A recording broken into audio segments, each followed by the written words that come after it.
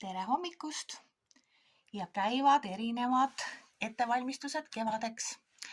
Tulin nüüd oma keldrisse oma suurte kannadega. Ma tean, et paljud pole pannud veel risoomegi mulda. Ja mul on juba nii suured taimed, mis tahavad saada korralikut ämbrit. Nii, nad ajavad igale poole juba oma võsusid. Siin on näha, et nendel on korralik juurdekasv. Potid on täis juuri ja hakkame need ümber istutama siis ämbritesse. Ämbrid on juba ette valmistatud, need on kõige tavalisemad seguämbrid, mida ma olen siis ka reklaaminud, sellepärast et tavaline lillepott lihtsalt ei kannata meie kliimat, ta ei kannata seda päikest, ta ei kannata seda vihma ja külma ja ta lõpuks läheb täiesti rabedaks. Nii et mina ostan selliseid seguämbreid, mida ma siis ise ära kaunistan täpselt selliseks, nagu ma siis ise tahan, erinevate šabloonidega. Kõige olulisem on lõigata alla augud. Augud ei tohi olla pisikesed, ma olen seda enne ka rääkinud. Mina lõikan alla vähemalt 3, vot sellise suure noaga, pussitan sellised augud siia alla. Nii, võtan selle nüüd siit ära.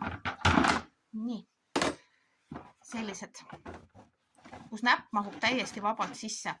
Et need on päris suured augud, aga tegelikult on niimoodi, et kui te teete pisikesed, puurite sinna sisse, siis jääb see niiskus sellesse potti lihtsalt kinni ja ajab selle taime ja need risoomid lõpuks mädanema. Seda on siis aru saada sellest, et lehed lähevad tumedaks, mustaks äärtest, pruuniks, hakkavad kuivama, kolletuvad, et risoom lihtsalt mädaneb.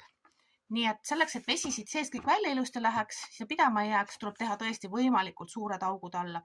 Mõned muidugi mõtlevad, et pole mõtet nii suuri teha, et talvel nagu nii seda vaja pole. Ja suvel, kui ta õue tõsta, et siis on ju see, et taim kipub hästi ruttu kuivama. Siis alla pannakse ikkagi õues alus ja aluse peale võib panna vee, kus ta siis ise võtab seda ja samamoodi toas ka.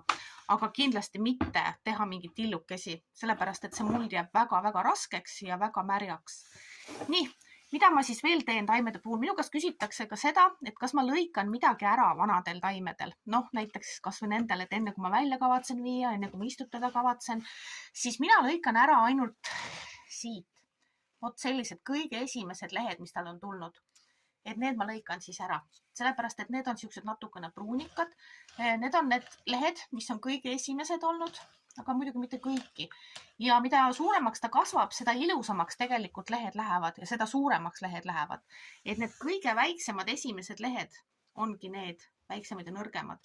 Et need, mis on siis nagu inetud, need võib ära lõigata. Noh, kas on otsast pruunid, nii natukene kuivanud, et need võib välja lõigata, sest taim kasvatab ise juba ammu ilma palju ilusamaid uusi lehti. Nii et palju